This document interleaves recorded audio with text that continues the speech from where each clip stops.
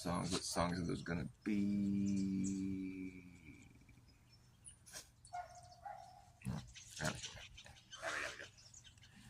I'm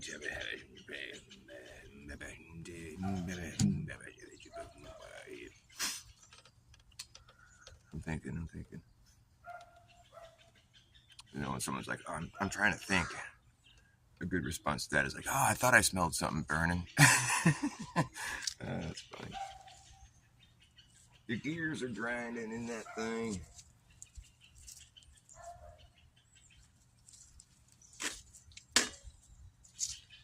Charlie Brown talks to his teacher, you know.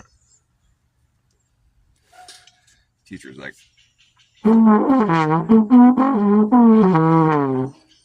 yes, ma'am.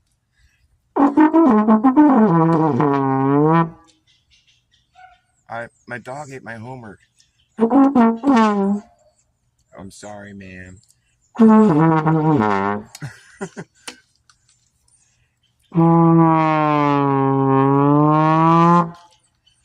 It's fun to like use just for certain punctuation in music, like when you're like sort of rounding the corner, like you know, like at the end of the phrase or something. But it's hard to play like just to play like a song with. But I'm sure I can get good at it.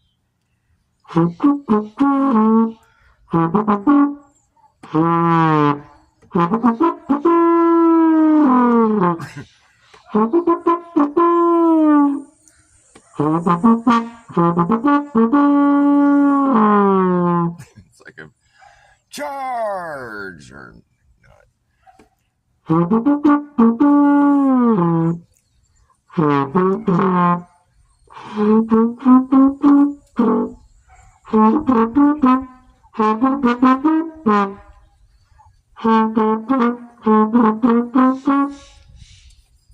It's hard. I mean, I don't know what to do.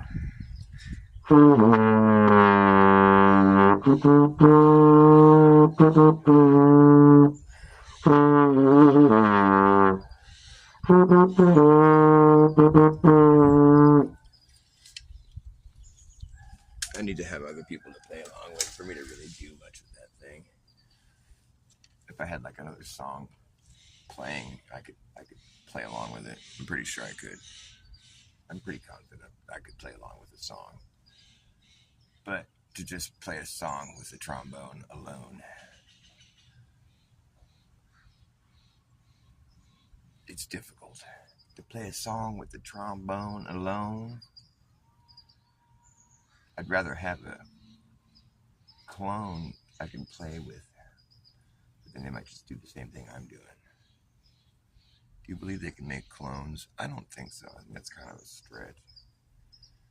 And like, do they just start off like, I mean, like when you make a clone, do they have to be given birth to, or like, do they start off as a baby, or do they have to go through the whole like, you know, process of like, you know, whatever, starting off in the primordial ooze, and then, you know, the cells dividing, and then, you know, they turn into like a little like whatever tadpole, and it'll fucking start like, you know, evolving some arms and like little limbs, you know, and digits, and they start moving around, you know, and develop eyes, and then they're born. You go through the whole evolution process before you're even born. Evolution is just like a really stretched out story, but it's just 9 months. Evolution takes place in 9 months. We all evolve out of primordial ooze into these beings that we are now. That's what evolution means. It's not like we actually like evolved out of lifeless space debris. That's a reach, man. How would you even want to make that argument or that claim? Like, you'd really have to be just stubbornly refusing to believe in God or like a divine creator of sorts that sort of,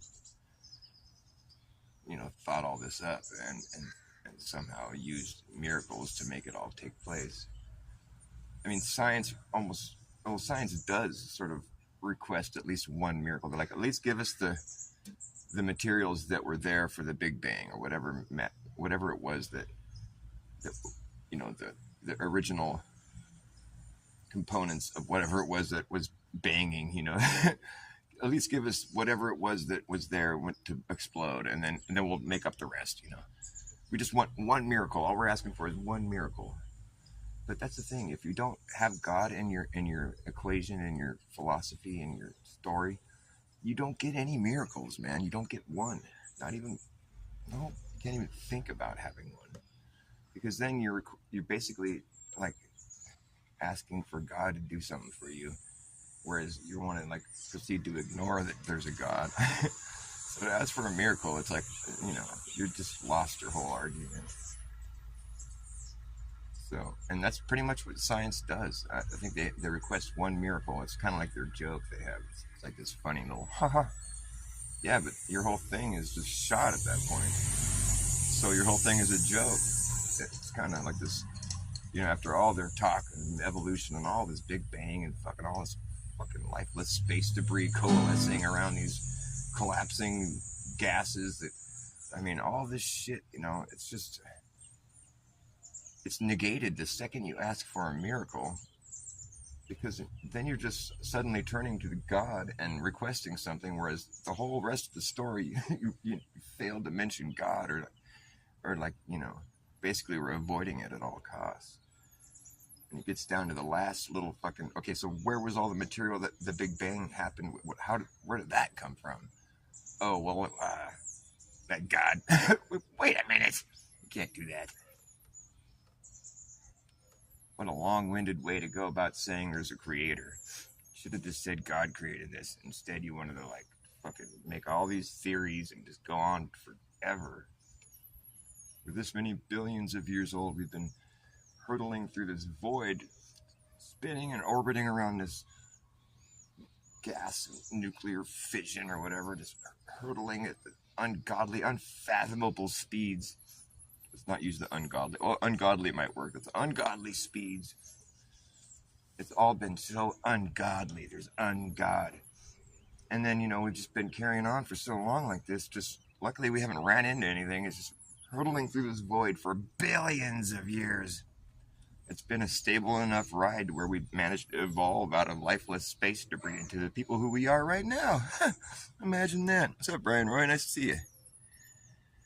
A bit earlier this week from Weiss, it was basically copying your expanded latitude ring concept. Oh, cool. Finally somebody else is talking about it. Dude, that's awesome. What was it? Was it him talking, or was it somebody else? I think I might have seen that where they were talking about, that's been discussed before, where there's like, that's an obvious thing. All flat earthers should be like kind of starting with this point, which is like the difference in our, our perspective of Earth is that, because the globe model does necessitate latitude circles. I think they claim that the equator is the only one that's a straight line, although I think that's ridiculous. But anyways, that's where our model departs from theirs. Well, technically the whole thing is departed from it, but it's like the northern hemisphere is, that's the thing. There's no curvature.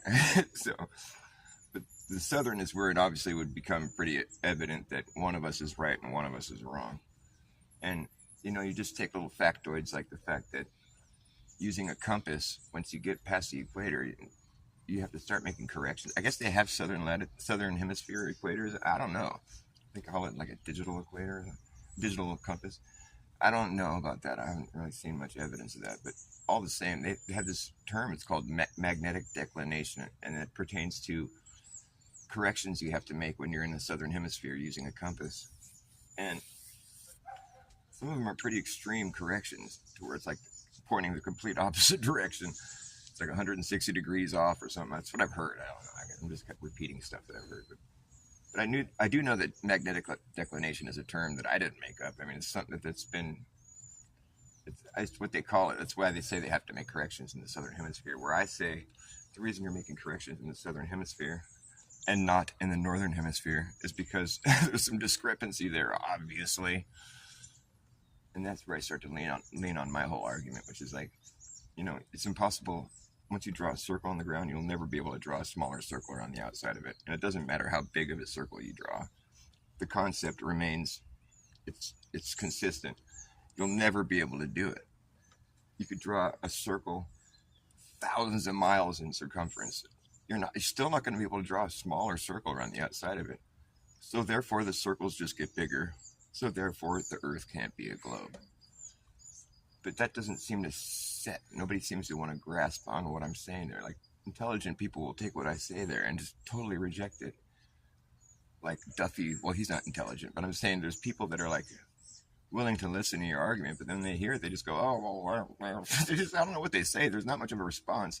The only response I get is that, well, no, on a globe, the circles start to get smaller. I'm like, yeah, that's the point I'm making. So since Earth is a globe, obviously they're going to get smaller. It's like, oh, dude, you can't use the fact that you think the Earth is a globe as proof that the Earth is a globe. That's not going to work. It's, at least not when you're talking to me about it. I don't think any flat earther is going to accept that. But then I've even brought this up with Dave Weiss years ago. And his response was something like, well, you'll never know. We'll have to go actually do it, you know. I'm like, no, that's not, you know, I was frustrated because the whole point I was saying, this is like, no, this is a thought experiment. You don't have to actually go do it. You just have to think about the fact that when you draw a circumference on the ground, doesn't matter how big of a circle it is, the point remains that you'll never be able to draw a smaller circumference around the outside of it. It doesn't matter how big of a circumference you make at all. My point being that Earth expanse widens and never closes back up the way we're supposed to believe it does. But people don't even think it through to that level. So, and when I brought it up with Dave Weiss, it was frustrating that he was all, well, we'd have to actually go do it. Do what? Like, you mean like go draw the latitude circles all the way out and see if they start to get smaller? I mean, no. But I run into that wall all the time. It's like, well, shit, is my argument totally moot? But no, I think it remains valid because, I mean, because the only response that you can come up with is like, well, if it was a globe, then that's what would happen. Yeah, I get it, but that's not. You do kind of run into a wall with that, but I think my philosophy remains it's a logical argument because we have no reason to believe that something that's impossible as far as, you know, just boots on the ground is concerned. We have no reason to believe that this impossible task should ever be possible when working with what we got to work with. If you want to refer to some imaginary model in your mind that you think is reality, well, then you can demonstrate it on your little toy, you know, but like I'm talking about boots on the ground. That's why I always use the example of building an empire where you're like, we're going to build an empire, you know, and so we're going to make it's going to be the circular empire or whatever. We're going to build a castle right in the middle of your circular piece of property. Say you buy like 50 square miles. You put a big ass castle right in the middle. And now we're just going to proceed to expand our empire in every direction evenly. So it's always a circle and our castle is always in the middle. And we'll just do this for generations. You know, we'll conquer whatever lands we have to, or we'll just, you know, purchase it in good faith or whatever. But we'll just go through this and we'll just always keep it a circle and we'll always be expanding evenly in every direction. So our castle is always smack dab in the middle. And so we'll start working our way out and we'll always know. One thing we'll know for sure is that our property will always be a circle because we'll make a point. However far we go out away from our property line, we'll make a point to keep it, you know, consistently the same shape. We're just adding rings, you know, around the outside of our property that we already own.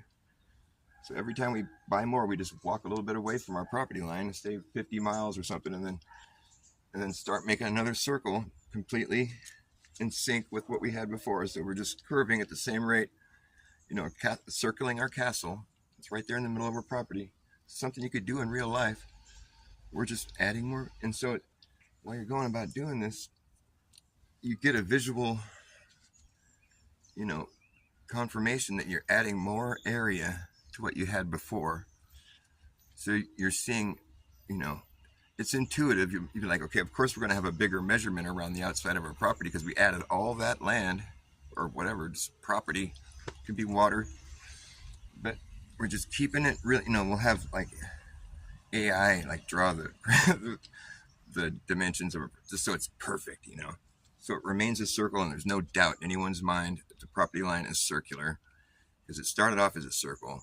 It started off with a circle that you could actually visibly see, with the castle right in the middle. If you were far, you could see the whole thing, the castle right in the middle, so it's a circle. There's no doubt in anyone's mind, and you're just expanding evenly in every direction. You're carefully doing so, and every time you make your measurement, you're walking around in a circle, and you go around it at the same speed, and and the same curvature, whatever, And so you're taking mileage. You're like, as you make your circle, you're having something that's keeping track of how many, miles you go around all the way around till you come back. So you get a measurement at the end. You think, our circle is this big. The circumference is this measurement. And then it took us this long to get around that circle. Like going at this speed that we're doing every time. It's consistent. It's like, AI helped us get it. It's like, so it's just perfect. It's never going to differ from what we've, set out to do. We're going to travel around this property line at the same mile per hour or whatever speed, and we're going to take the measurement exactly what it is and get the circumference reading. And every time we're going to go, further away from our last property line. So we're seeing a visual representation of what we're adding to our property. So we're going around a circle. It's going to take a little bit longer every time. And the measurement's going to be a little bit bigger every time. Or, maybe it's a lot bigger or whatever. But the point is, we're doing this like with precision. And so when we're done, we'll know exactly how long it took and exactly how much more property we have, because we'll have the measurement, and we'll have a time representation of how long it took, so we'll know it's going to take a little bit longer every time, and it's going to be a little bit bigger of a measurement every time, because we're adding all that property. And we'll just keep going about this, and you could go on for generations. Like, this earth is huge, and just continue widening every time. It's going to be a bigger measurement. It's going to take a little bit longer to make it around, because you're adding more. So far, it's really easy to understand, right? I hope so. Because it's pretty obvious what we're doing here. We're expanding our empire. Our castle right in the middle.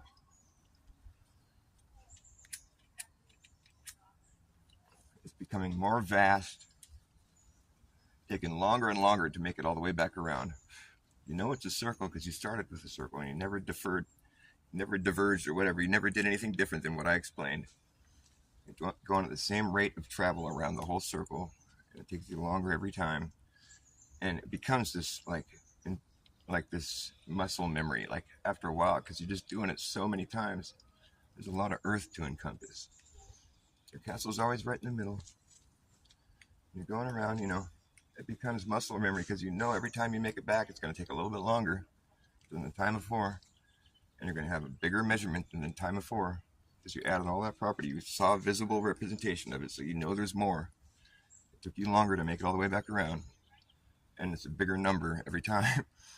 It's like something you become quite. It's a consistent thing. It's happening every time.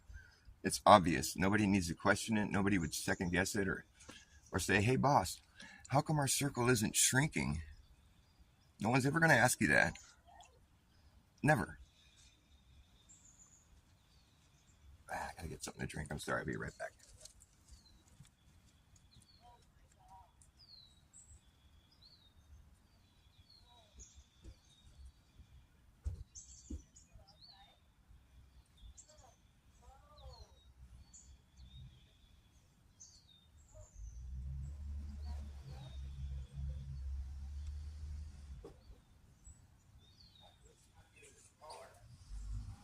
Why isn't it shrinking, boss? Why isn't it getting smaller? We just added all that property. Why isn't it shrinking? Your boss would look at you like you're crazy. You'd be like, well, because every time we add more, and it takes us longer to get all the way around than it did before. So obviously it's going to be a bigger measurement. Why do you think it would shrink? Oh, I don't know. I just thought I'd ask a weird question. Get rid of this guy. He's crazy. Nobody would ever ask that question, though, because it would be evident that it's always going to be a bigger measurement. It's going to take a little bit longer because you see that you've added more every time. That's just what would happen boots on the ground. It's obvious, it's a fact, it's logical. You can't really shake a stick at it. Like I said, if anybody came to you and said, how come our property line, we keep adding more property, but it isn't shrinking? Nobody'd ever ask you that. This is intuitive. This is like, I'm talking like nobody alive would ever ask you that because they would see that you added more, and they already know the formula. It takes longer every time. It's just an obvious thing. It's intuitive. Nobody'd ever second guess that. Nobody'd ever ask you, why isn't it shrinking? Why do you keep asking that question? Why would it shrink? You see how much more property we're adding every time. It doesn't make any sense. Why would you ask me that? Boss, how come our property line is like 50,000 miles in circumference? That's crazy. Well, we've been doing this for generations. It gets bigger every time. What do you mean? What kind of question is that? Well, boss, because the globe Earth we live on has a circumference of 25,000 miles around in circumference. And after that, the circles have to start getting smaller, boss. How come our circles aren't shrinking? What the fuck are you talking about, man? We're talking about boots on the ground here. I don't know what you're talking about, globe Earth. Nothing's going to shrink. We're adding more property every time. What are you talking about, dude? How are you going to make it shrink? All that property we had before is still there. You can't make it go away or like get smaller all of a sudden. You're moving around the outside of it. So logic dictates that it's going to be a longer journey every time. It's going to take longer.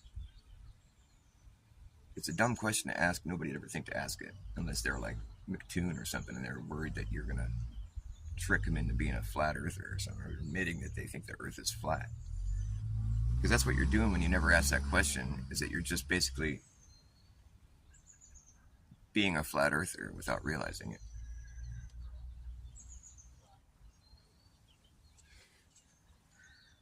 Because you would know intuitively that every time it's going to take longer and it's going to be more property, so it's going to be a bigger measurement.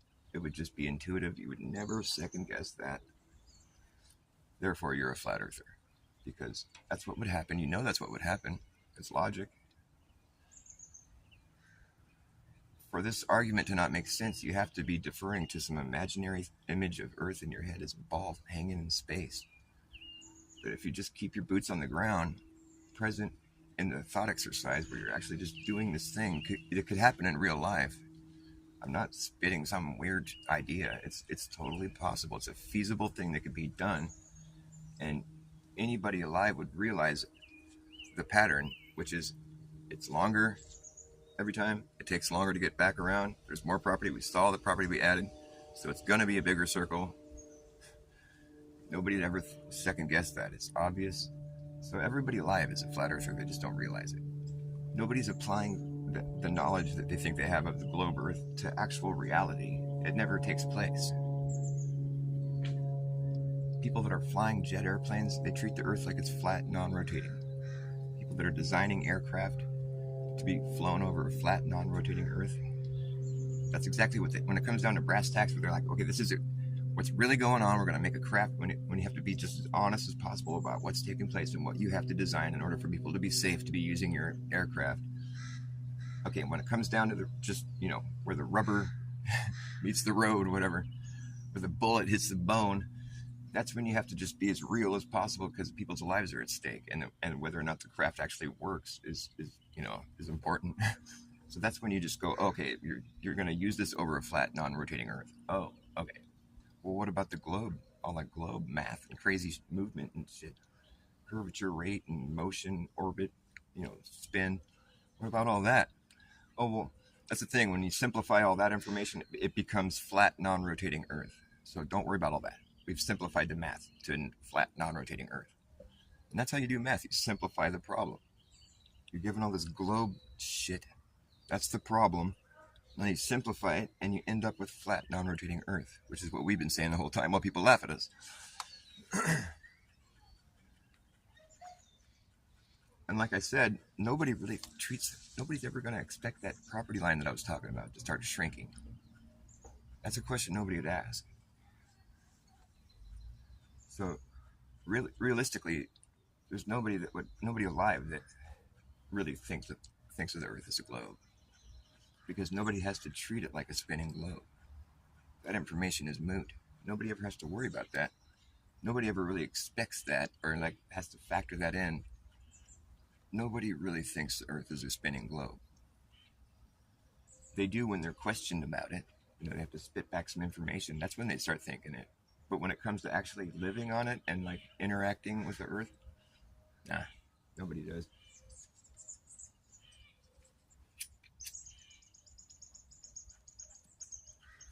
What about astronauts and people that make satellites and shit? You're wrong, Dr. Bass. Astronauts are liars, and you can't trust a liar. People that make satellites, well, they have to put those satellites up in orbit, and their orbit is east to west. Because that's how you make a circle over the flat Earth. Yep.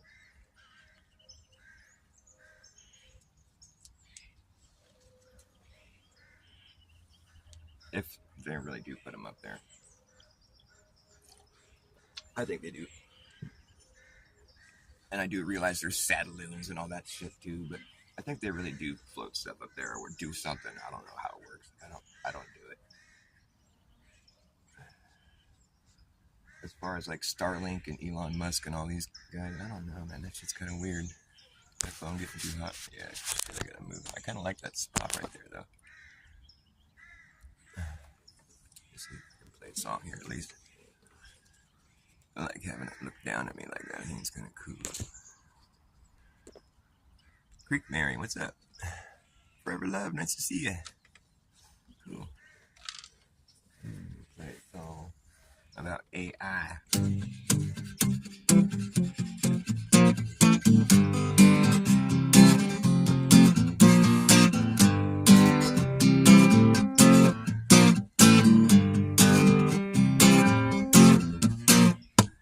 I know what AI is. AI is just an eye up in the sky. It's going to spy on you and I and everyone in society. Say goodbye to your privacy.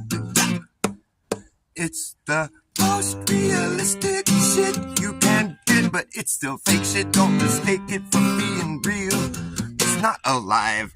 Teach it how to walk, how to talk, how to pick a lock, and how to read your mind. And teach it how to jump rope, how to cook dope, how to tell a joke, but it don't understand the punchline. Teach it how to repeat it, but can it keep a secret? I don't think so, it won't know why. It won't know why. I know what AI is. AI is just an eye up in the sky. It's going to spy on you and I and everyone in society. Say goodbye to your privacy. Yeah. It's algorithmic gimmick, been given no limit, goes all the way out, around, and then back in it. It's the official, artificial, digital idolatry. That's really all it could be to call it. Intelligence is intellectual dishonesty. But you can teach how to play Tetris and chess and checkers and tic-tac-toe. Teach it how to look like it's teaching itself. Hey, look at that shit go. Oh. Oh, well, teach it that there's nothing new that can be done now. Nothing new that exists under the sun. Yeah, hey, I know what AI is. AI is just an eye up in the sky. It's going to spy on you and I and everyone in society. Say goodbye to your privacy and your job. It's going to take our jobs. What, you wanted your job? You want your job, really? No, it's going to take our jobs. Fuck, thank God. I'm going to move this thing. It's getting too hot, I think. Well, it's not too hot yet. But once it gets too hot, it's just going to die and shut off my show. Let's keep checking it. I should put an ice cube on the back. Ice cube.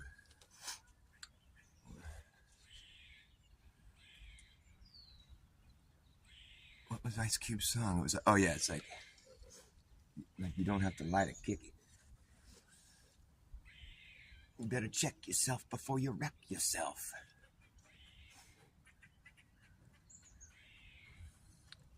When did when did Puff Daddy become, what was his first hit? Does anybody know? Like, when did he become a guy? Or, like, what was he part of? I forget where he came from. It was P. Diddy. I'm P. Diddy. I'm P. Diddy, Diddy, clean it up. P. Diddy, Diddy, Diddy, poo, too. P. Diddy, Diddy, clean it up. P. Diddy, Diddy, poo, too. Wang, wang. P. Diddy, P. Diddy, Diddy, P. Diddy, Diddy, clean it up. Whoa, Diddy split. When Diddy split? Come clean up your shit. P. Diddy, Diddy, clean it up. Nope. Pow, pow, pow. Oh, P. Diddy, Diddy, poo, too. Ooh. Diddy split? When did he split? Diddy poo? When did he poo? When did he pee? Tell that P. Diddy to get back here and clean up this shit. Oh, P. Diddy, Diddy, poo, too. Bow, bow, bow, bow, bow. P. Diddy, Diddy, pee. When did he pee? When did he poo? Did he clean it up? Nope, go get that fool. Clean up your shit, P. Diddy. When did he split? P. Diddy, P. Diddy, Diddy, poo, too. What a mess.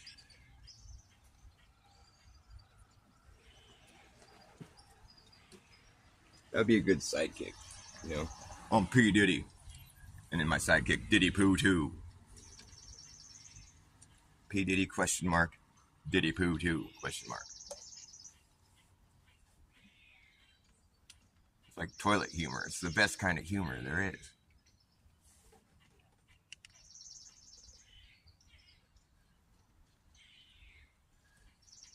That's a little better. It's getting hot. No, this ain't kind of cool. A P. Diddy, Diddy Poo too. Boy, what are you doing here, man? Hey, look, there's a Mason in our chat. Cool. All are welcome. I wonder if these riots, do you know about these riots? We got the best riots money can buy. It's totally like organized riots. And I wonder if these riots came with the piles of bricks. Remember those riots that happened before? They had like piles of bricks that were left at certain street corners where there's a lot of glass windows. That's funny. Because what that is, it's like a truth drop. It's like, here's some Freemasonry. Here, have at it. Do what you will. We got a brick job we're doing next week. Just figured we'd leave some bricks right there on the side of the road where there's going to be a riot. Leave some Freemasonry for you there. I found all these bricks in my yard. I made a little walkway right here out of Freemasonry that I found. It's cool.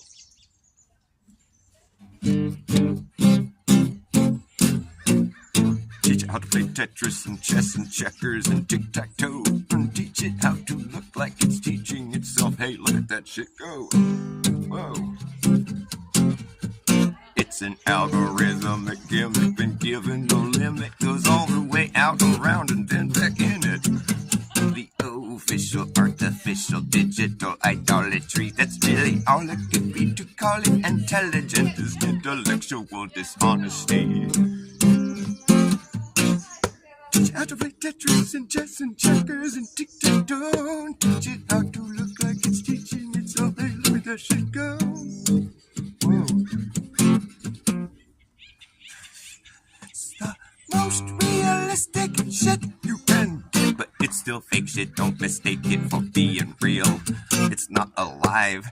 Teach it how to walk, how to talk, how to pick a lock, and how to read your mind. Teach it how to jump rope, how to cook dope, how to tell a joke, but it don't understand the punchline. Teach it how to repeat shit, but can it keep a secret? I don't think so. It won't know why. Know why. Hey, I know what AI is. AI is just an eye up in the sky. It's going to spy on you and I and everyone in society. Say goodbye to your privacy. Most realistic shit you can get, but it's still fake shit. Don't mistake it for being real. It's an algorithmic gimmick, been given no limit. Goes all the way out, around, and then back in it. CEO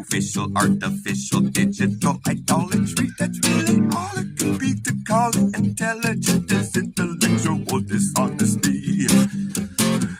And you can teach how to play Tetris and chess and checkers and tic-tac-toe. And teach it how to look like it's teaching itself. Hey, look at that shit. Oh, whoa. They'll teach it that there's nothing new that can be done. Nothing new that exists under the sun. Hey, I know what AI is. AI is just an eye up in the sky. It's going to spy on you and I and everyone in society. Say goodbye to your privacy and your job.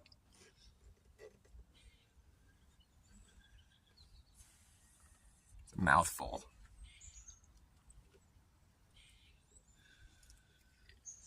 I guess my phone wants to move. I'll put it over here. It's getting kind of hot anyways. Now you'll be looking up at me. Okay, here we go.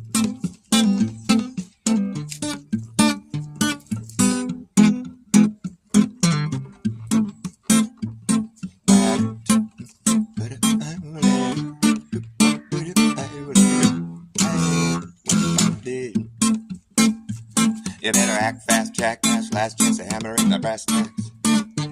You better act fast, jackass, last chance to hammer in the brass tacks. I tried to lagging, nagging, bragging, dragging asshole, acting like a maniac. You wonder why exactly I'm explaining that? Just consider the fact that once you grab your bug out back, there isn't gonna be a way to turn back around, cause this whole thing's gonna come down, that's right. Yeah, the whole thing's gonna come down, okay? Well, the whole damn thing is gonna come down, that's right. Now we'll see who's laughing when the place starts collapsing. Well, the shit goes down and anything can happen. And wherever you are is where you'll be stuck. And when this place goes down, you better have a damn good plan. And wherever you are is where you'll be stuck. Yeah, when this place goes belly up, it's a fan. You better have a damn good plan. And wherever you are,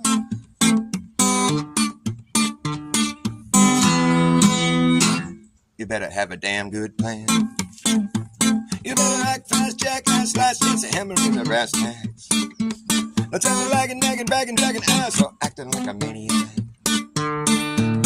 Why exactly I'm explaining that? Just consider the fact that once you grab your bug out back, there isn't gonna be a way to turn it back around, cause this whole thing's gonna come down, that's right. The whole thing's gonna come down, okay? Yeah, the whole damn thing is gonna come down, that's right.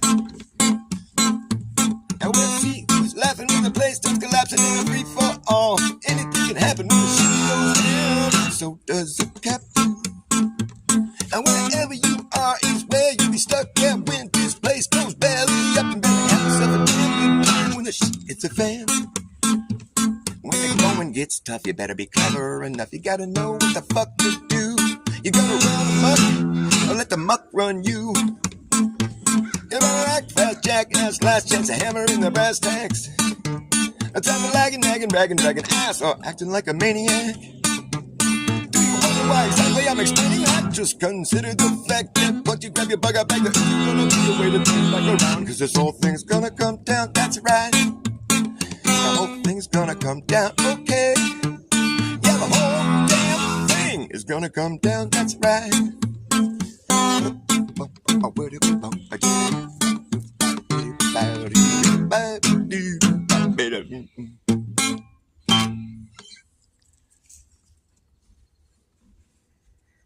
That's right. The whole damn fucking thing is gonna come down. Consider the fact that once you grab your bug out back, there isn't gonna be a way to turn back around, because the whole thing's gonna come down. That's right.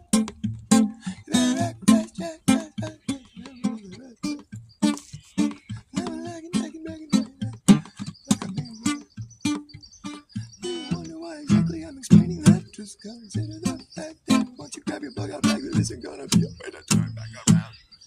This whole thing's gonna come down, that's right. The whole thing's gonna come down, okay. The whole damn thing is gonna come down, that's right.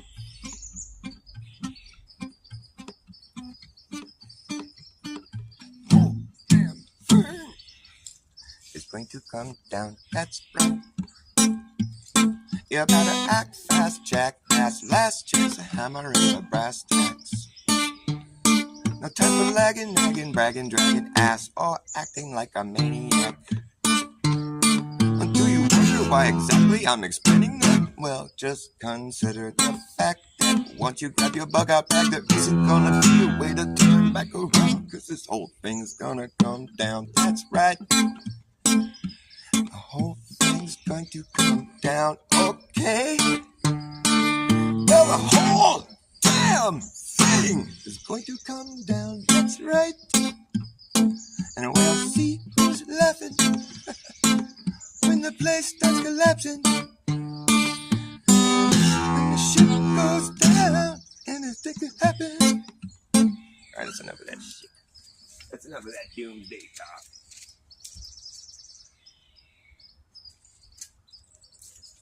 My smoke was still lit. That whole time my cigarette was burning, and there's still some left. Imagine that. Imagine that. That's whack. Imagine that. That's whack. Hey. Imagine that. That's whack. Jack, imagine that. That's whack. You shouldn't have done that. Jack, imagine that. That's whack. You shouldn't have done that crap. Jack, that's whack. You shouldn't have done that. Hey, Jack had to get a couple jabs just to get his job back. Jack had to get another couple jabs just to keep his dumb job in the snack shack. After that, Jack lost track of how many jabs he got, and that's whack. Jack got jacked up, that's a fact. Jack, imagine that, that's whack. Jack, imagine that, that's whack. You shouldn't have done that. Jack, that's whack. Ooh, you shouldn't have done that. Jack, imagine that, that's whack. You shouldn't have done that crap. Jack, that's whack.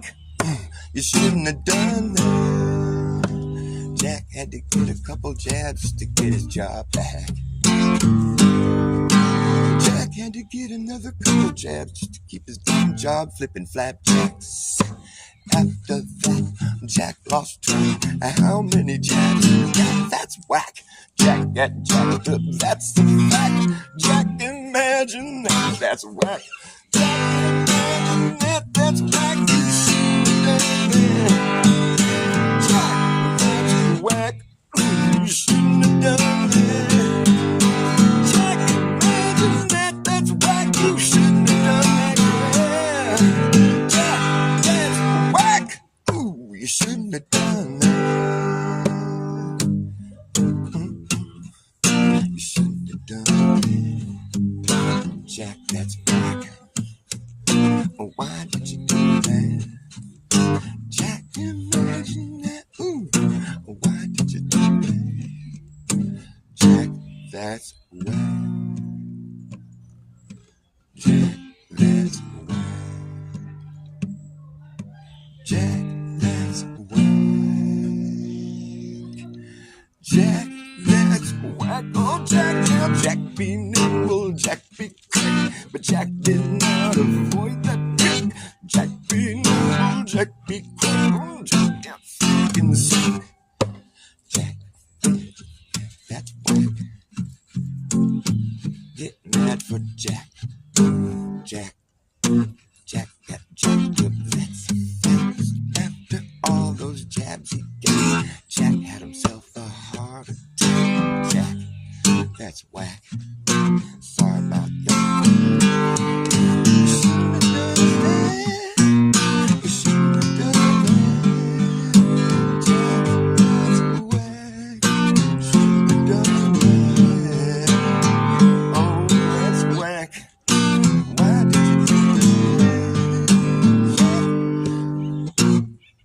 You shouldn't have done that. Still going. The never-ending cigarette.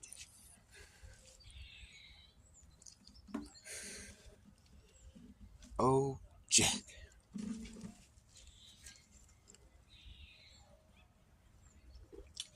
My shades feel crooked. That's better.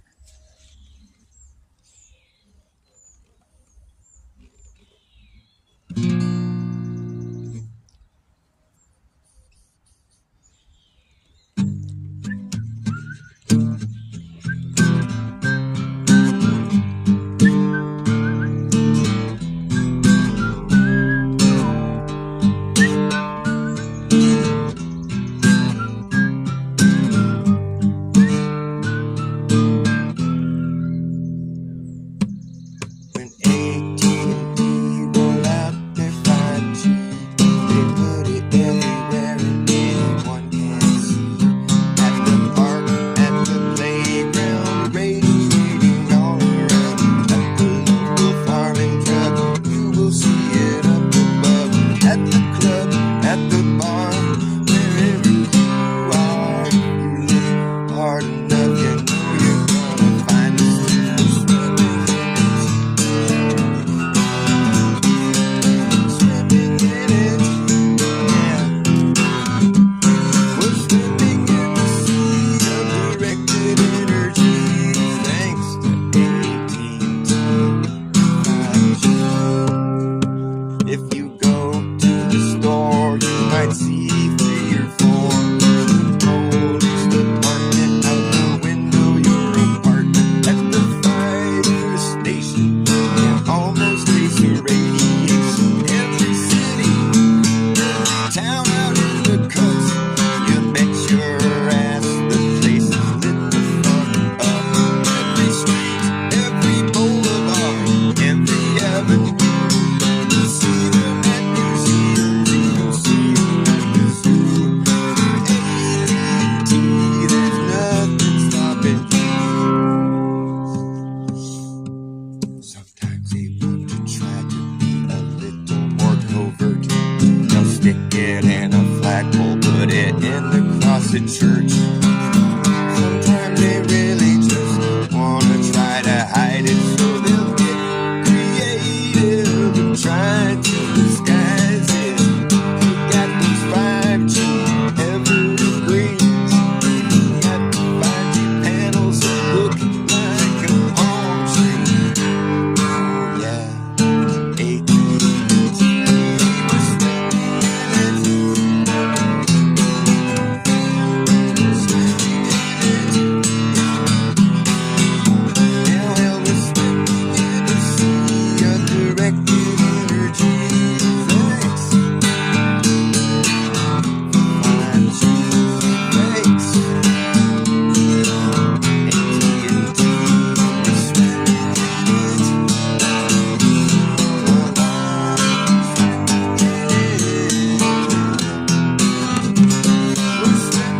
the sea of directed energy, thanks for 5G, thanks AT&T,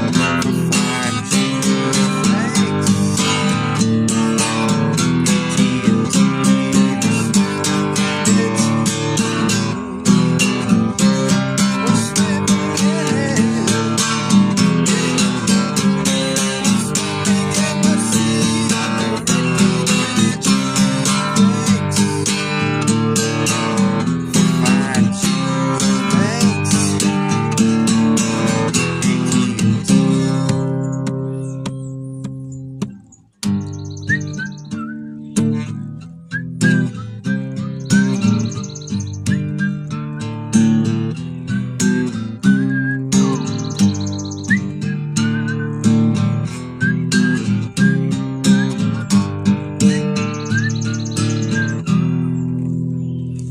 Thanks. Gee, thanks. You shouldn't have. Not really. You shouldn't have. We're going to spend $600 billion rolling out hardware across every fucking square mile of the fucking place. $600 billion. It's over $500 billion. A trillion seconds is 33,000 years. That's a lot of fucking money to put into something, right? So you can provide a service for us that we already had. So now, do tell, where is the profit going to be generated from providing a service that we already had? We're not paying more for it. It's the same thing. Nothing changed. It's not any better. It's not any worse. It's the same fucking thing. So where's this $600 billion going to re-earn itself? Where are you going to make some extra money off this massive investment and effort? Where's all that $600 billion going to come back into your pockets? How are you going to... People don't invest that kind of money in something where the only profit being generated is like from people putting stock into it or whatever, like contributions. There's no extra revenue, unless I'm mistaken, which I don't think I am, because nobody's ever tried to correct me on that one.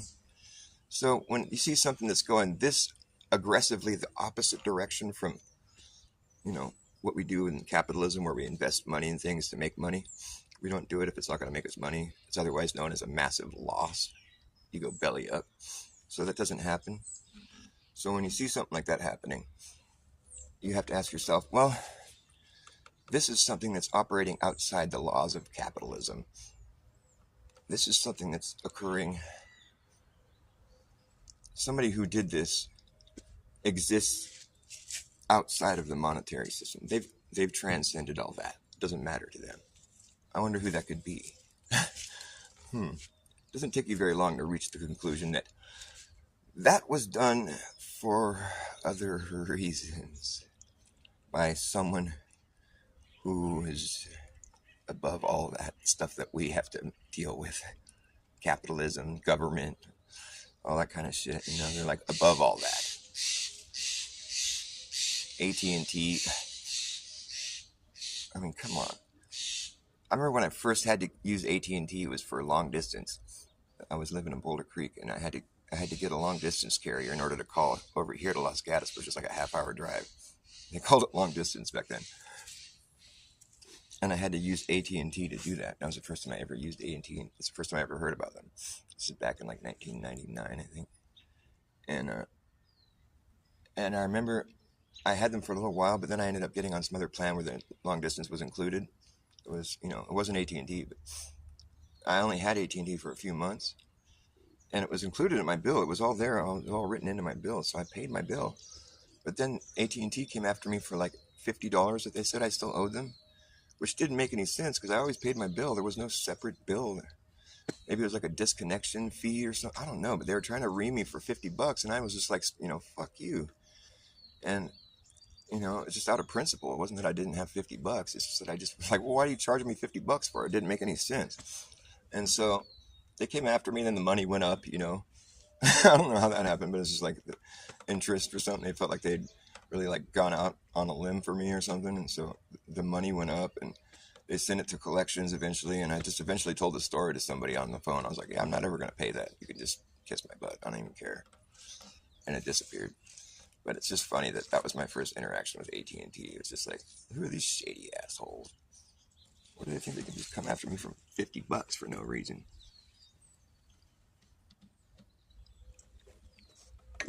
And I see that their endeavors haven't really...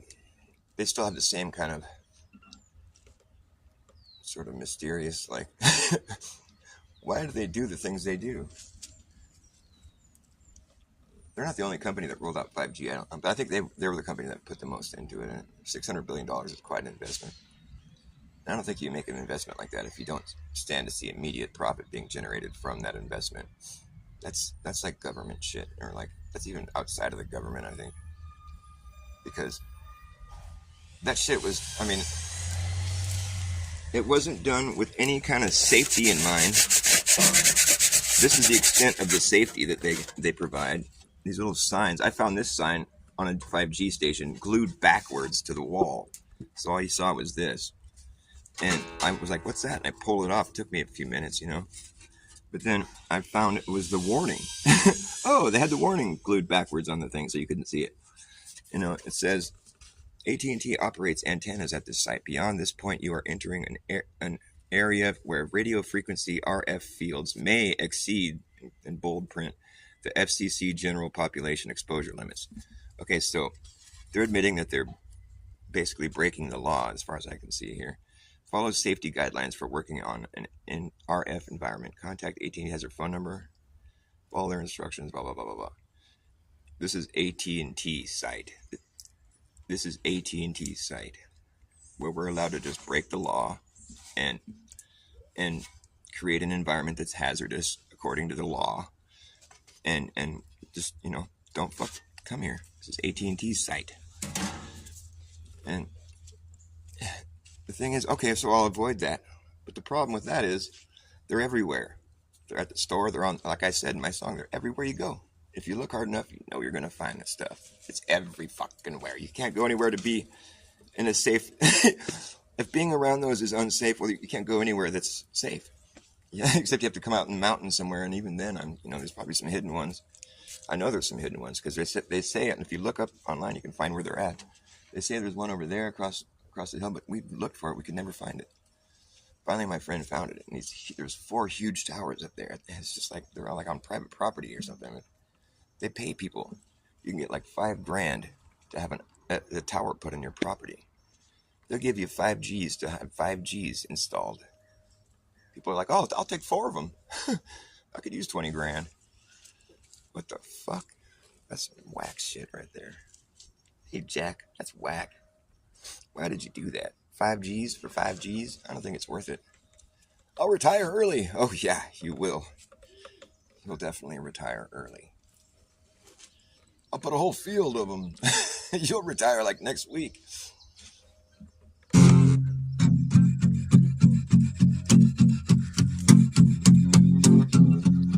The great good.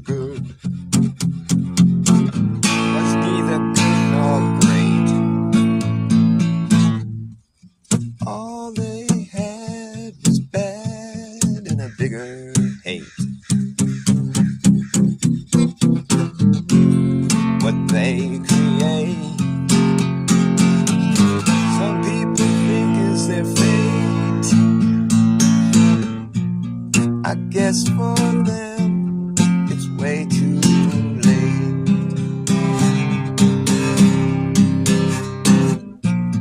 to try to turn back the tidal wave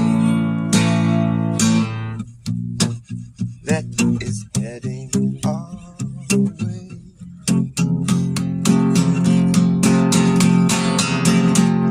The things I say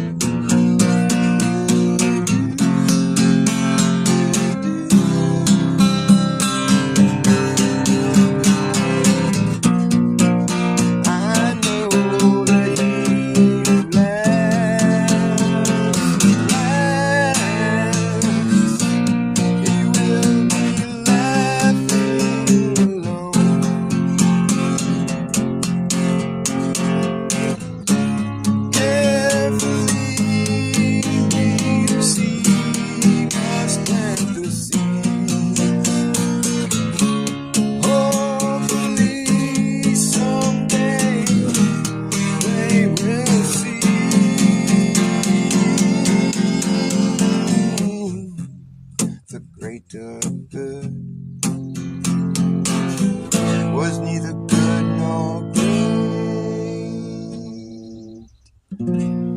All they had was bad and a bigger hate. Downer. What a bummer. Okay, I gotta have a cheery song. I gotta cheer you guys back up. Okay, cheer, cheer. What's so happy? What's so happy? Something that's so happy.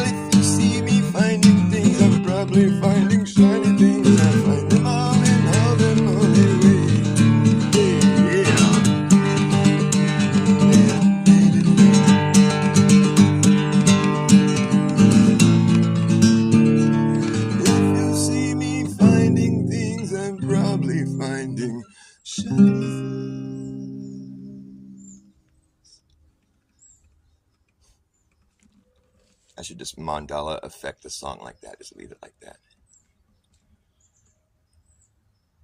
We are the champions. Next song. What? It never happened like that. It was always of the world. It had like a powerful ending. It never left you hanging like that. Freddie Mercury wouldn't do that. He's got good taste. He knows that would just piss you off. I'm not trying to make anybody mad. Now, Mandala Effect, on the other hand, they're trying to make you mad. Because everybody knows we saw a fucker with big checks. Why would anybody imagine that up? It's just like, what? There was never Ed McMahon holding big checks for publishing. Why does everybody remember that then? That's not something we would just make up. Even fucking Johnny Carson remembers it. So please explain why that never happened. If everybody alive that was alive then remembers it. That's kind of weird, I think. It kind of doesn't make sense. All the other ones, yeah, those are frustrating too. But that one especially is just like, even my parents, I mean, even normal people, I mean, they remember it because it was a thing. It's not something you just make up. That's kind of like abstract. Just all share we have a collective memory of that. Like, what? No. The reason we all have a collective memory of that is because it used to be a thing. But not in this timeline. Come on, man. Is reality that malleable? Like, is that what we're dealing with? And what a weird thing for it to be. What a random thing to have removed from our timeline. It's so weird, dude. That's just beyond weird, man. I mean, am I going crazy? Well, no, I guess because crazy is just when you're different than everybody else. You're crazy. He's not normal. But if everybody remembers that, that's not going crazy. That's just going normal. Reality went crazy. I noticed I lost all my viewers. What, you guys aren't Mandela affected? I'm going to get a cigarette. I'll be right back.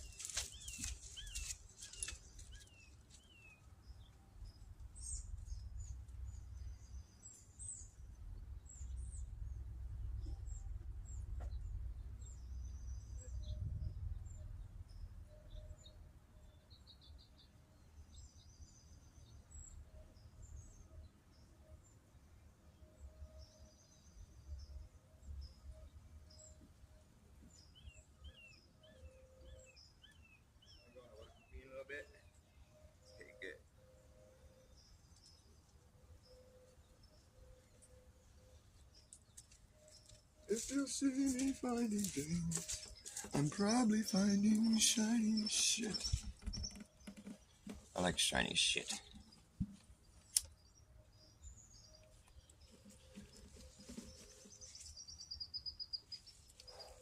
I'll play like one or two more songs and then I'm just gonna wrap up this shit show. Shit show. Let's see, what else could I play? Anybody in here? Hi, Forever Love. I'm so glad you're still here. How nice. Creek Mary. You guys are cool. Are you Mandala affected? Do you remember Ed McMahon? Are you as old as me? I'm 50. Do you remember? I don't think you guys are. Maybe you both might be. I don't know. I don't think you're as old as me. I think I'd say maybe in your 30s, 40s. I'm not just trying to flatter you. But I think I'm older than you. But still, I remember that. My parents remember it. I think it's a thing. Ed McMahon and his fucking check. You remember it. See, everybody remembers it. It's not just like a select few people with crappy memories. That's not something you just make up. And why would we all share that memory? You can't say that's a psyop. Or, I mean, well, yeah, it's a psyop because it's psychologically fucking with our minds. But it goes beyond, like, what we think is possible, you know?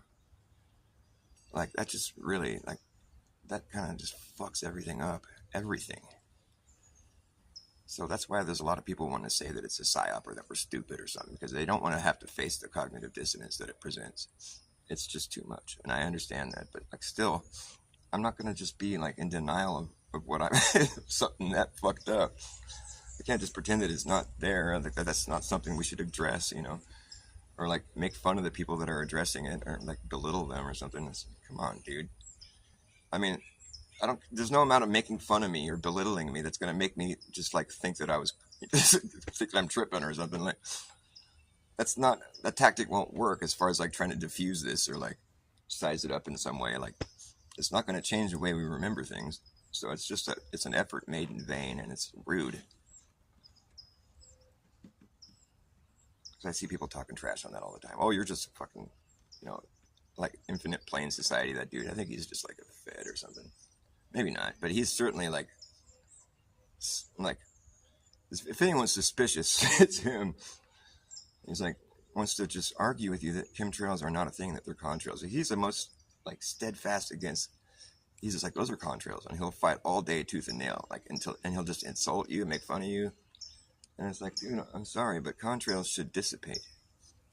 I have footage of so many different footages of like fucking planes spraying it's like time-lapse shit where it's like, you know, I condense like a couple hours into like, you know, a 10-minute video or shorter. And it's like you see the plane fly by and another one fly by and another one, and they're all like all these trails that are left in the sky. And the video is 2 hours worth of time, you know. It's like, and it's there the whole time. It spreads out and it starts off thin, and then it gets wider and wider, and all the trails. And it's like, that's not what condensation would do.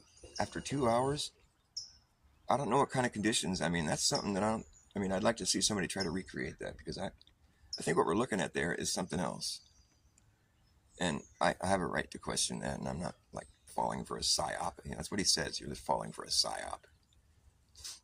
I'm like, well, no, I'm just seeing something in the sky, and I want to explain it, like, because it doesn't line up with what we're told it is, you know. And since we've been lied to about so much stuff, like I'm just liable to question something that doesn't jive with what I think it's supposed to be, you know, or what we're told that it is. If it doesn't jive, then we should address it and get to the bottom of it. So I don't think that's falling for a psyop. I think that's just being inquisitive, you know, or just observant. I think Infinite Plane Society should, you know, what do they call it? AFK every once in a while, you know? I think you should AFK every once in a while. You know what that is? Away from keyboard. Hey man, what's up, Pine Gap Band? Or Pine Gap Band?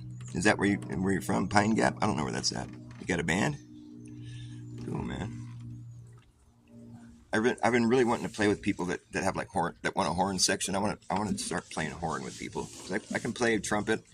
I mean, I'm not that good at it, but I can figure out a part for like any song that you give me, as long as it's not like, you know, Mozart or some shit. I can figure out how to play along with any song, like, you know, rock music or whatever you want to call it, pop music, stuff that we listen to. Today's hottest music.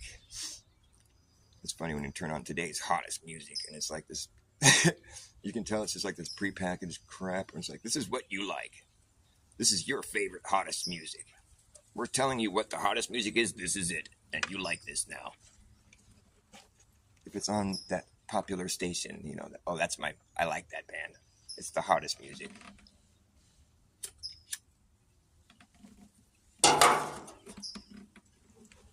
Pete diddy poo too. Diddy poo too. Did he clean it up? Did he split? When did he split? When did he poo? When did he? When did he? When did he pee? P diddy, when did he pee? Okay, I'm gonna play today's hottest music, but it's not gonna be like today's hottest music. It's gonna be like the unheard today's hottest music on my little corner of the internet for viewers. The song is by Dr. Bass Ackwards, the reverse psychologist, coming at you from Santa Cruz Mountains, in the heart of the redwoods.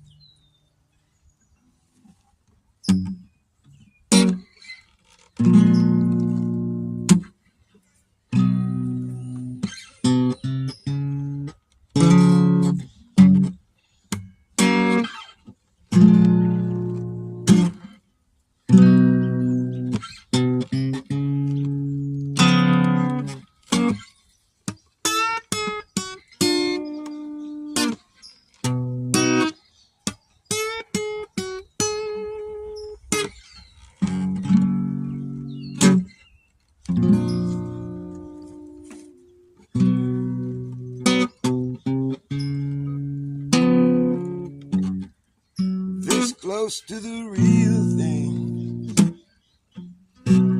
is never enough. It's close to the real thing, but it's still just a bluff. I don't know how I ever fell for that stuff. Now for me, I need to see something with real substance I can sink my teeth into and chew. And you know that in this world nothing's for free, and when it is, it's you that's for sale.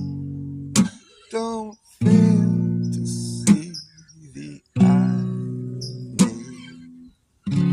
It's close, but I'll never surpass the real thing. And do you know where that's at? Where's that real thing at?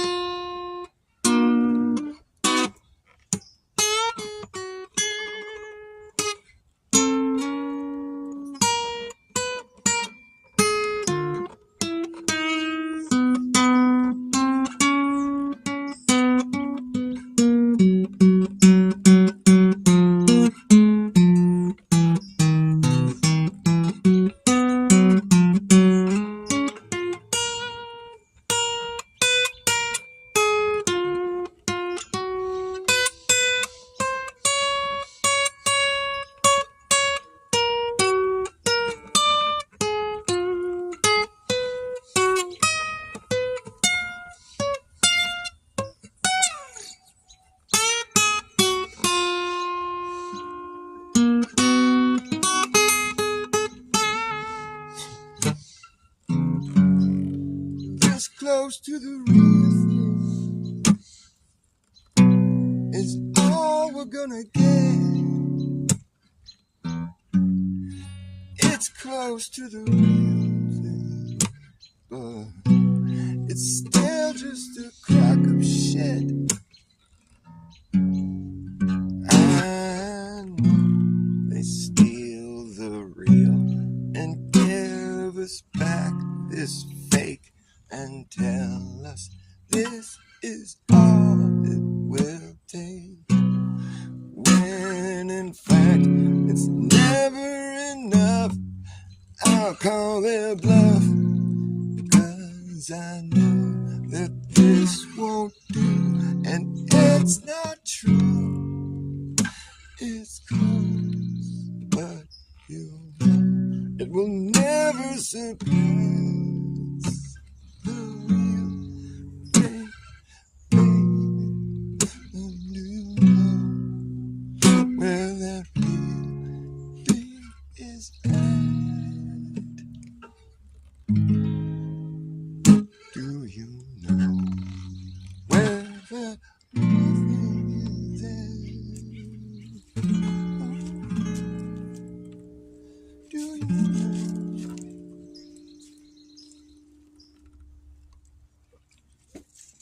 Where's that real thing, baby?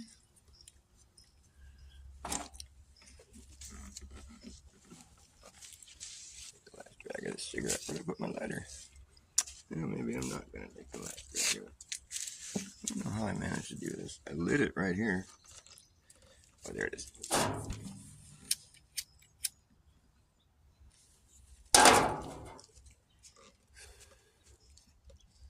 Where's that real thing, baby? People have all these lemons on their tree. They're not gonna pick them. I want to start a business where we go around picking people's fruit that they don't want. Because anywhere you go, you're gonna see a fruit tree that's loaded with fruit, and they're falling on the ground, rotting. And it's like, I'm sure they'd rather not have rotting fruit in their yard with a bunch of fruit flies and fucking moldy shit. You know, so I'd be doing them a favor by picking the fruit before it's rotten. They can give me the fruit since they don't want it. I did them a favor for free. I come out with some fruit. They end up with, I thought, have a bunch of moldy shit in their yard, a bunch of flies. They're happy. I'm happy. I could do this for every house that has these trees that are just wasting food. I'd be like doing the community a service. It's environmentally friendly.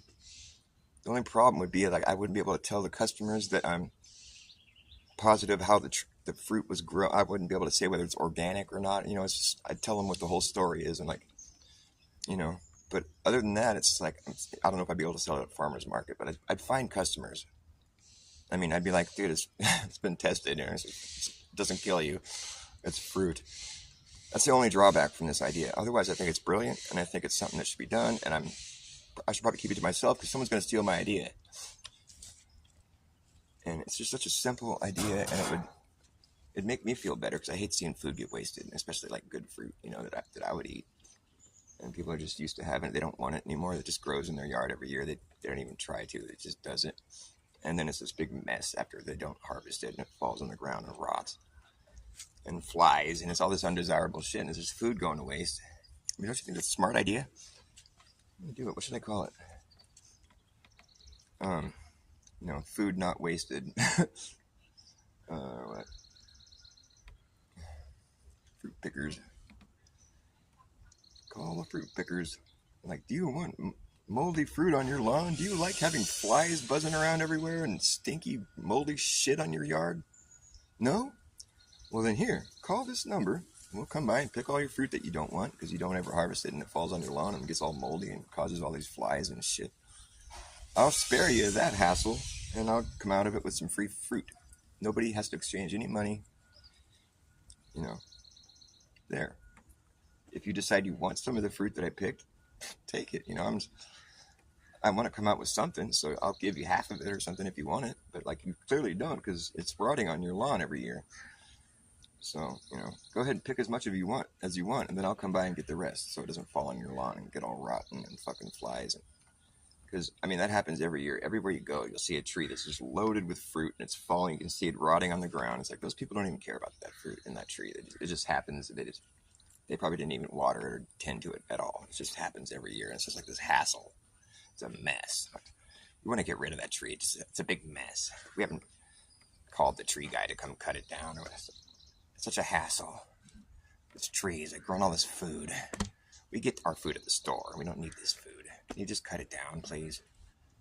No, we'll come by and pick the fruit every year. We'll get customers and we'll have repeat customers. And it's a nice favor to do. There's no money that has to be exchanged. I'll go find all the customers that want to buy crates of fruit, you know, at bottom dollar prices or whatever, because it's an easy job. You just have to deliver some fruit somewhere, basically, and pick it off the tree.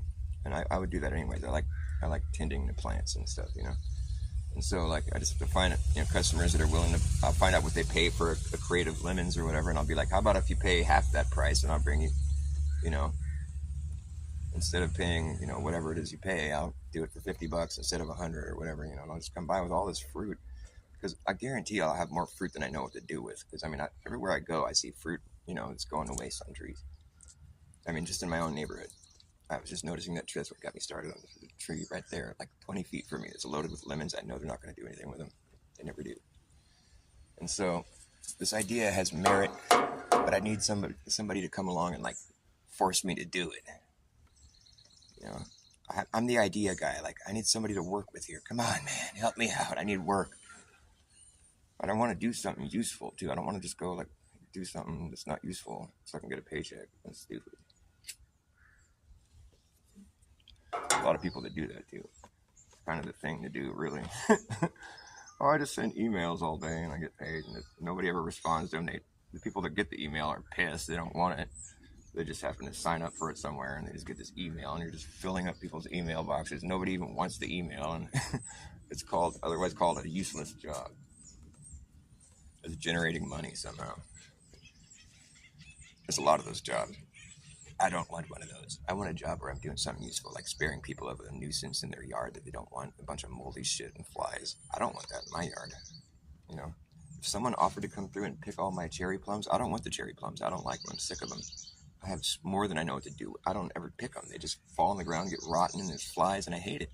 Every year it happens. And if somebody came through and said, hey, we'll pick all your plums, do you mind? I'd be like, fuck yeah, man, thanks. That's awesome. I would be stoked. So you got to think about, like, if someone came through and offered the service that you're providing, how would you respond to it? I'd be stoked. I'd be like, dude, please do, man. And especially if they said, we'll give you some of them if we pick them if you want them, I'd be like, no. If I wanted them, I would have already picked them, And I hate having all that rotten fruit and all the flies. It's a certain time of year that it's like, all the moldy plums on the ground, I'm just tired of them. There's so many plum trees in my yard, in my neighborhood. They grow like, it's like an invasive species. I was thinking at one time, I was like, I should sell cherry plum trees online, because I can get little starts of those all day long. If somebody wanted to pay $10 for a cherry plum tree, dude, I could generate $1,000 in one day, no problem. It wouldn't be hard work. They're everywhere. They're everywhere. I see like 30 of them right here. Ideas. I just need somebody to help me. Help me, please. Who wants to help me? Anybody help me, please? Eric Bradley. I don't think I've seen. Oh, Eddie Bradley. What's up, man? Can you play Sun? What do you mean? What is that? Some? Or you just play something, you mean? Yeah, I'll play something. Let's see. What should I play?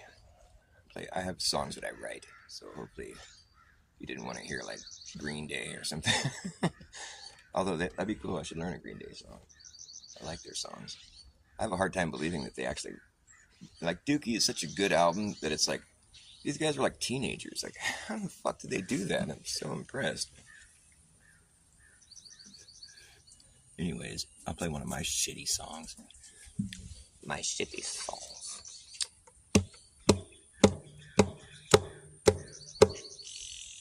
I gotta think one first.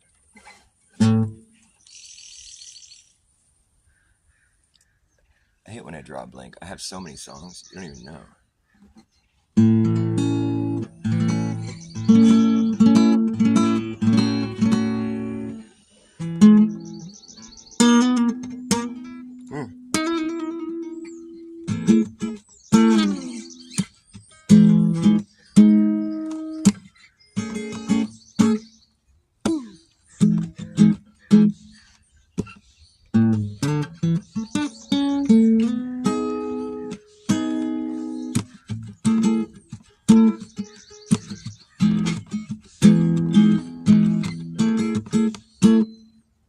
Do you know?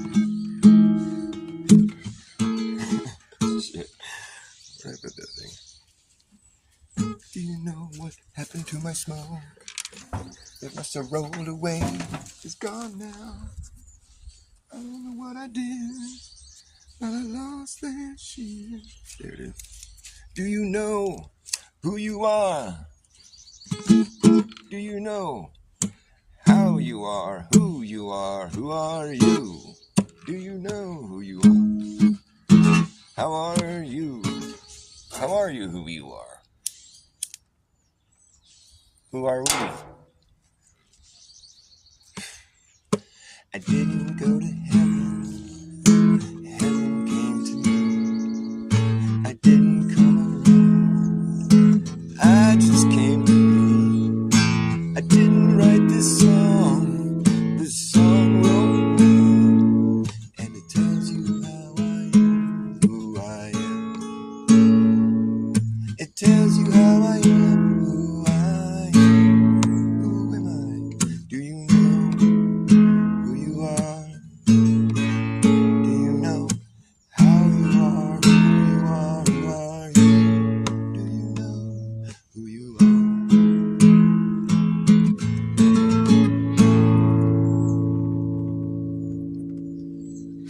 The song was always here, waiting for me to appear and play it for you. And now that you're here, everything's in its right place. Everything's in its right place. So there's no time to waste. There's no time to waste. It's wrong. Don't wait too long. Don't wait too long. It's a picture perfect paradise. Isn't it nice? Take my advice. Don't think twice. You're surviving. Headstrong. Don't wait too long. Everything's in its right place. There's no time to waste. There's no time to waste. Everything's in its right place.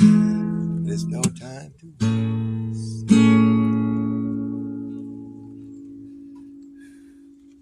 You're in the middle of everywhere and everything. There's no such thing as nothing. You could never have nothing. There's no such thing. You could never have nothing. You're in the middle of everything, in the middle of everywhere. There's no such thing as the middle of nowhere. You could never be in the middle of nowhere. There's no such thing as the middle of nowhere. You could never be in the middle of nowhere with nothing. Nope. You're here right now, and I'm singing for you a song that is true, and everything's in its right place. There's no time to waste. There's no time to waste. It's a picture perfect paradise. It's a picture perfect paradise. Isn't it nice? Take my advice. Don't think twice. Just dive in.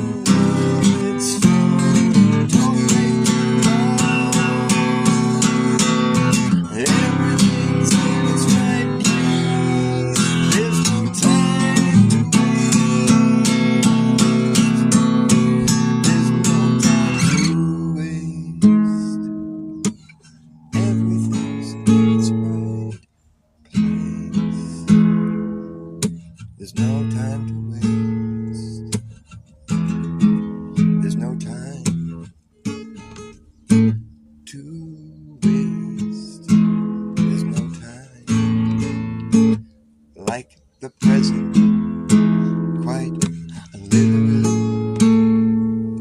The past is gone immediately.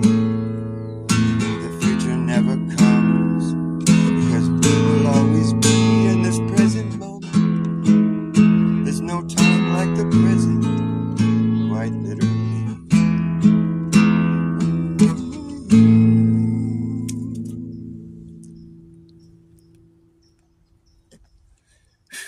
And the needle on the compass is straight, indicating to you, if you follow through, you will never return. It's a straight line through and through. But when you follow through, it's a straight line through and through.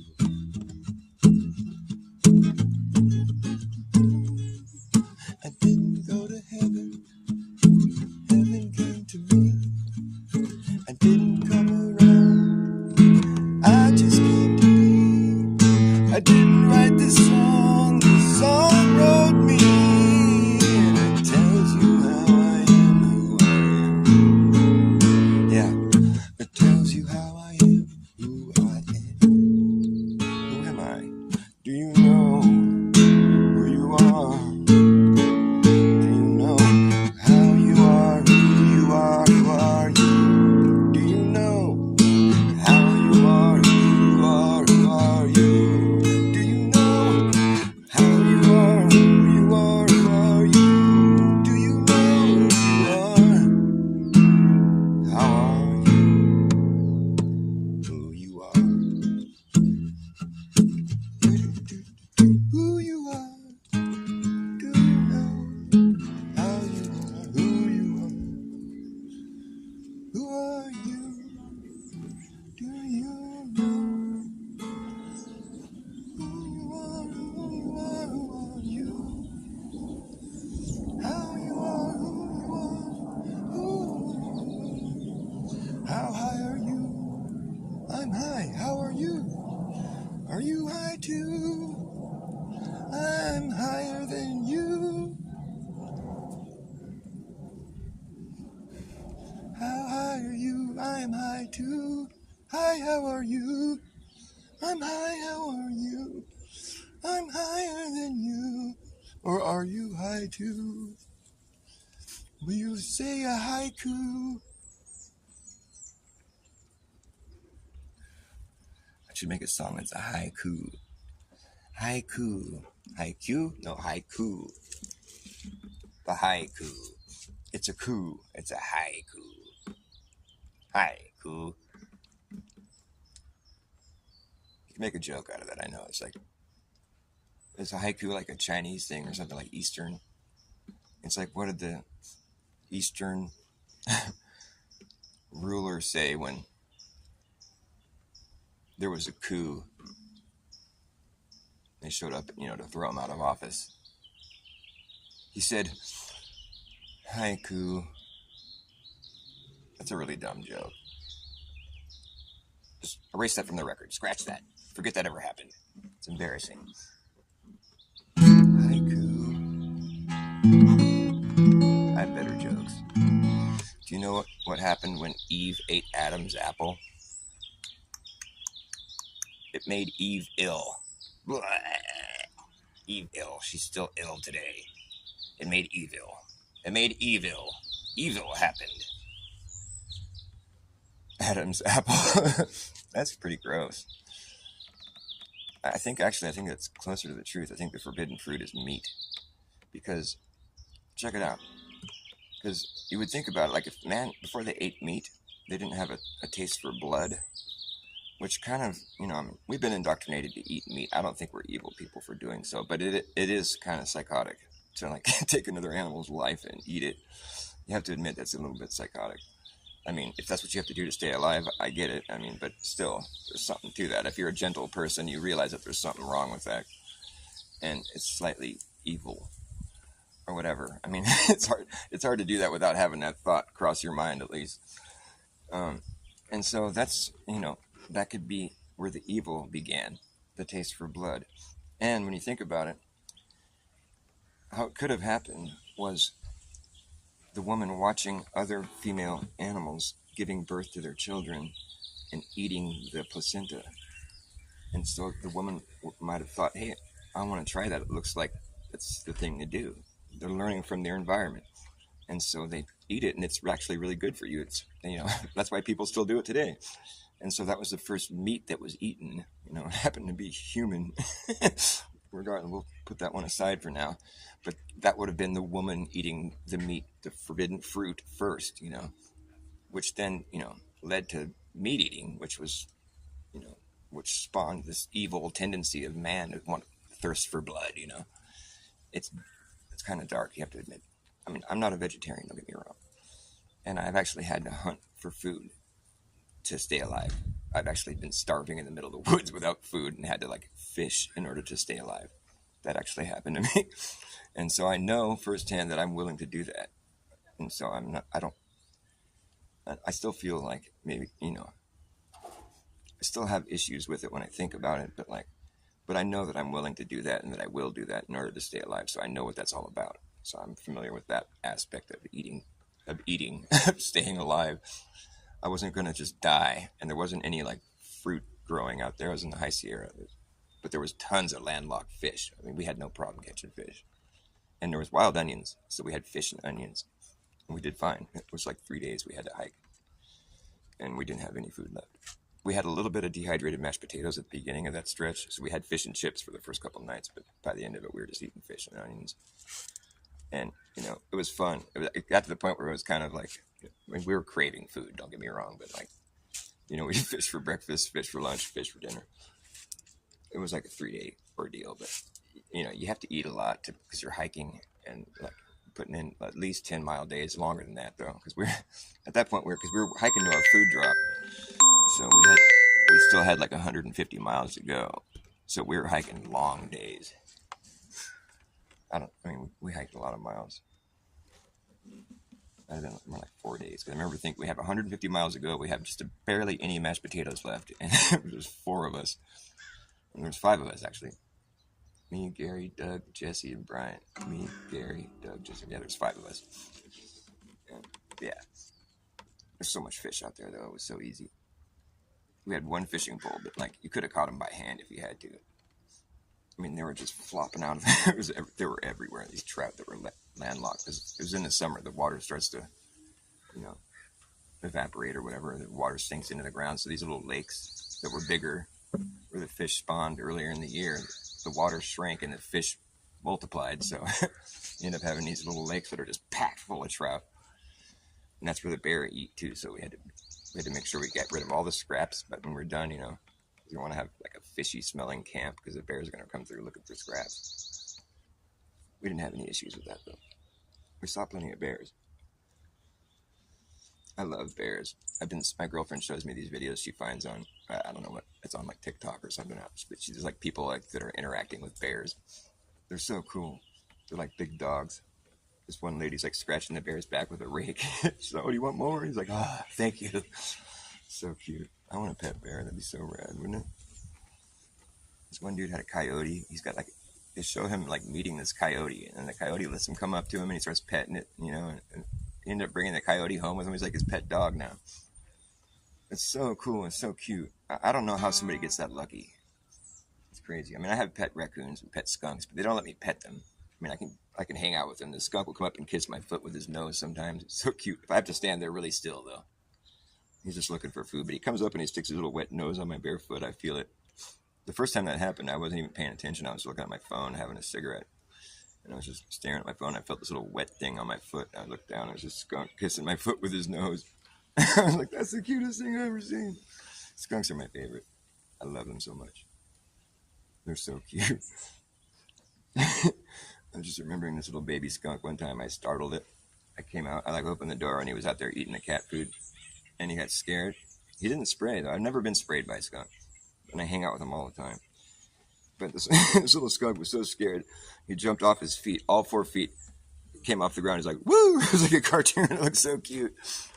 It was probably one of the cuter things I've ever seen. This little skunk is all, woo! He jumped off the ground and ran away. And it's like a cartoon. all four legs are off the ground. It's so funny. He's like, he did a little hop.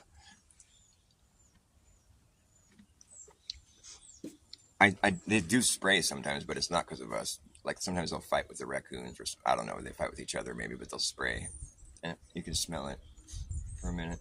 I've had to ventilate a couple times recently, but it wasn't anything that we did that made them spray. It was some other interaction they had. Oh, my ears keep popping. It's driving me nuts. And I like driving my own nuts. All right, I'm going to play one more song. That'll be it. That's it. That's the end of this show. I'm not sure what it's going to be yet, though. I'm going to think about it.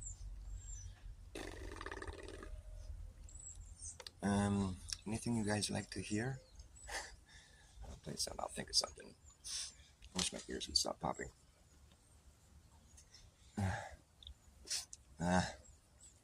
You know when your voice is all loud in your head? It's so annoying. Especially when you're trying to sing. It's the worst. Like that last song, I was totally going through the motions because my voice was echoing in my head the whole time. Like I could make it through the song. I couldn't even hear the guitar.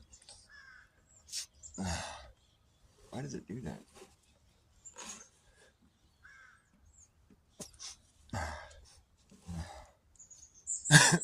All right, well, I'll still try to play even though my voice is loud.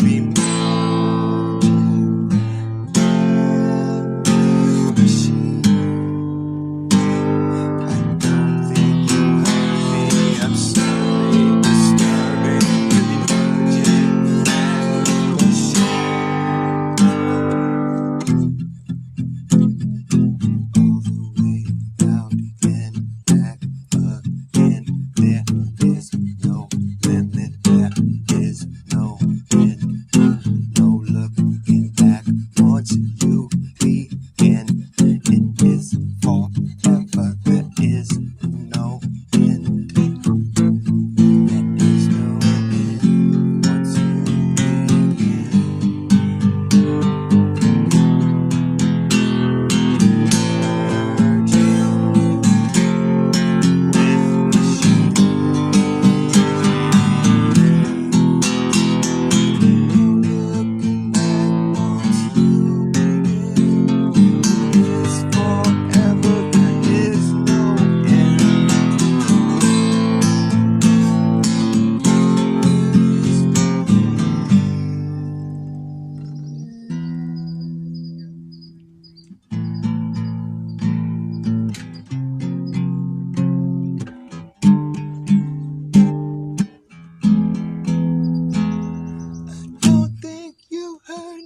Absurdly disturbing, merging man with machine, with machine. You should never merge these two things, merging man with machine.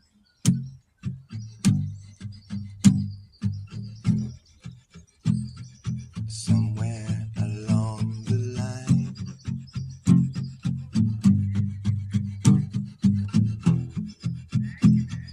someone came along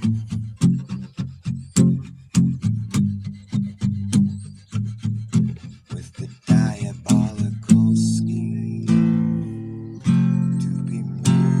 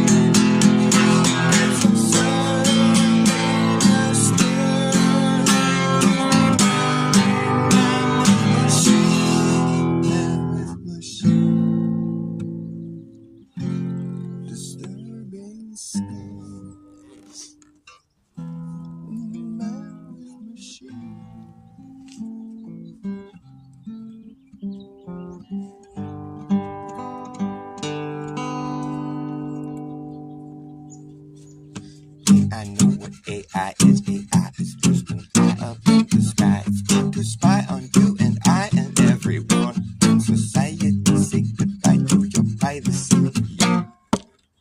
It's the most realistic shit you can get, but it's still fake shit. Don't mistake it for being real. It's not alive. Teach it how to walk, how to talk, how to pick a lock, and how to read your mind. Teach it how to jump rope, how to cook dope, how to tell a joke, but it don't understand the punchline. Teach it how to repeat it again and keep a secret. I don't think so. You won't know why. You won't know why. Hey, I know what AI is. AI is just an eye up in the sky. It's going to spy on you and I and everyone in society. Say goodbye to your privacy. Yeah.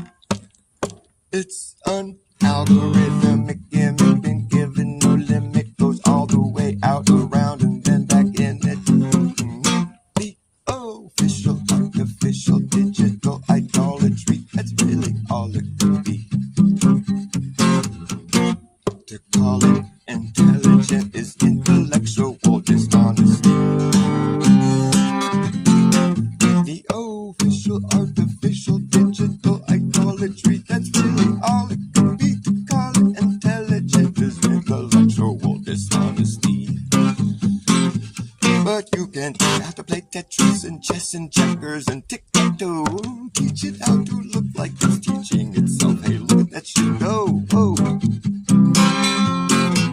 Well, teach it that there's nothing new that can be done. Nothing that exists under the sun. Hey, I know what AI is. AI is just an eye up in the sky. It's going to spy on you and I and everyone in society. Say goodbye to your privacy. Your job. Alright, I'm tired. I gotta go. Thanks for watching my show, though. Come again.